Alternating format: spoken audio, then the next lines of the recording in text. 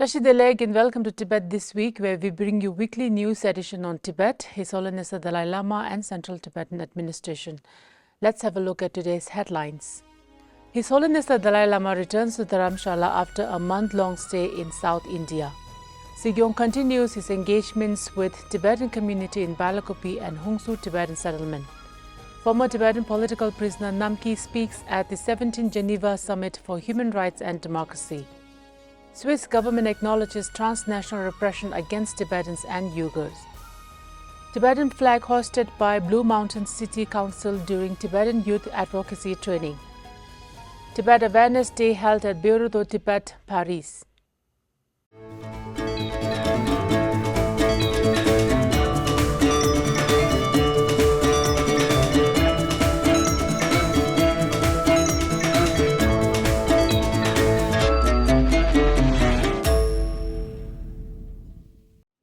On Tuesday this week, His Holiness the Dalai Lama arrived safely in Delhi from Karnataka, where he was warmly welcomed by Representative Jigme Jungne and Secretary Thundup Gelpo from Delhi-based Bureau of His Holiness the Dalai Lama in the city.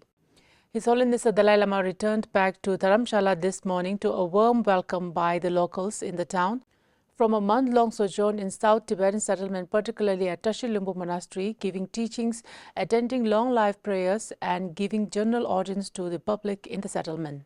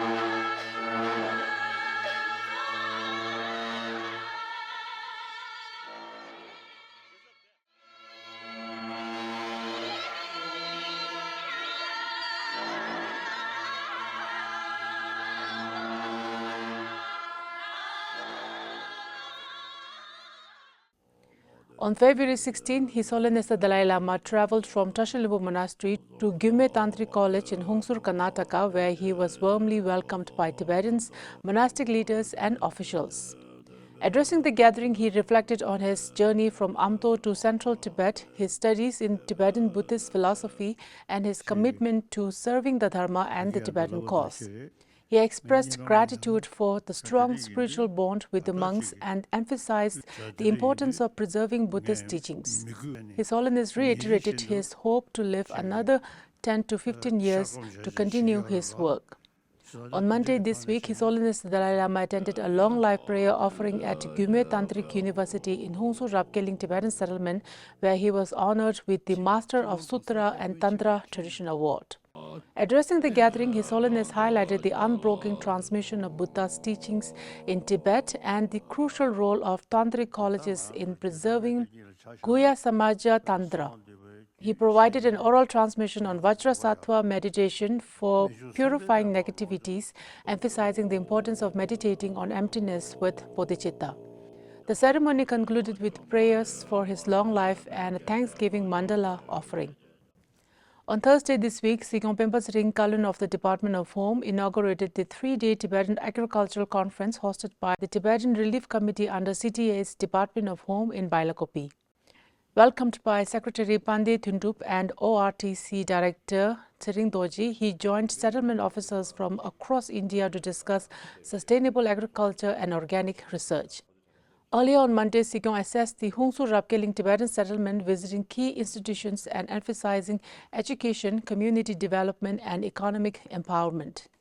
During his official visit to Bylakuppe, Sikyong toured monasteries, schools and institutions following His Holiness the Dalai Lama's long life empowerment at Tashilumbu Monastery.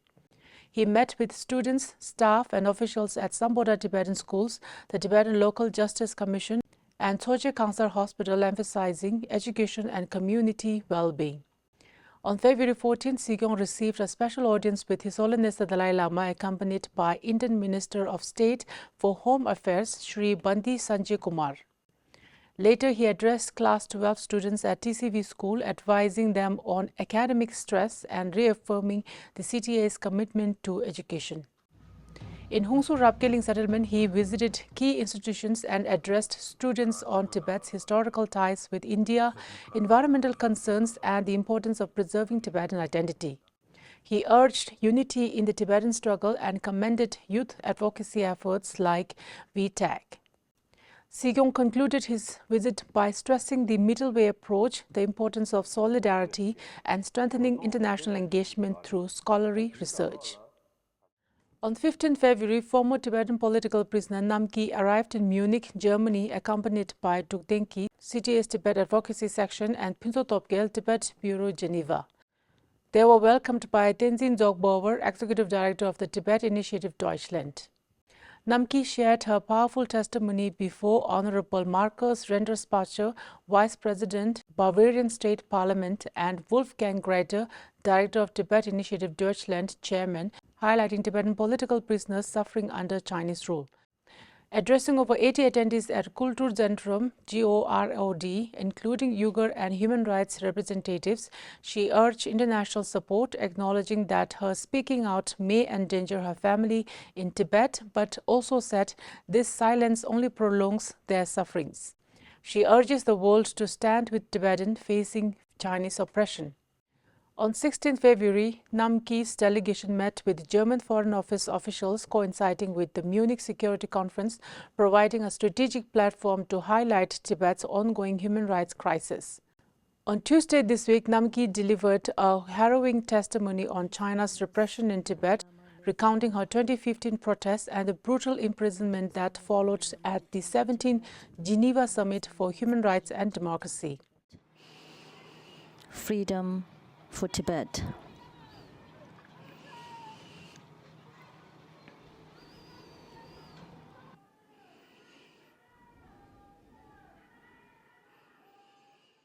Namkyi described extreme torture, including sleep deprivation, beatings, forced confessions, and forced labor under inhumane conditions in Sichuan Province Women's Prison. She served 3 years for separatist activities and remained under constant surveillance until her escape into exile in 2023.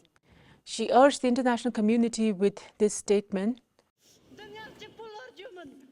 This is not just a story about me, but of thousands of Tibetans who have suffered and continue to suffer in jails of China under Chinese repressive policies. The Geneva Summit, organized by over 25 human rights groups, provides a platform for dissidents from Tibet, Iran, Hong Kong, and other repressive regimes to highlight global rights violations. On 12 February, the Swiss federal government formally recognized that Tibetans and Uyghurs face transnational repression from China.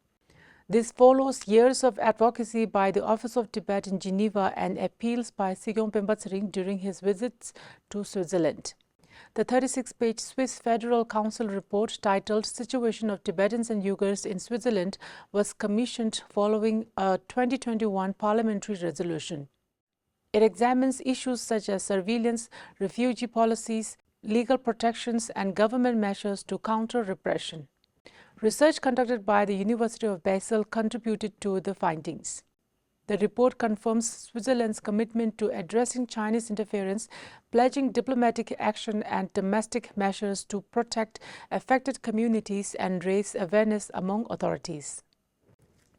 The two-day Australian Tibetan Youth Leadership and Advocacy training organized by the Tibet Information Office concluded on February 13 at the Karuna Retreat Center in Kadumba, Blue Mountains. Led by experts including Tenzin Lekshe, Tsering Tsomo, Kinzom Dongdu, and Dr. Zio Bedford, the training covered Tibetan human rights, grassroots advocacy, and movement strategies, equipping 30 participants with essential advocacy skills.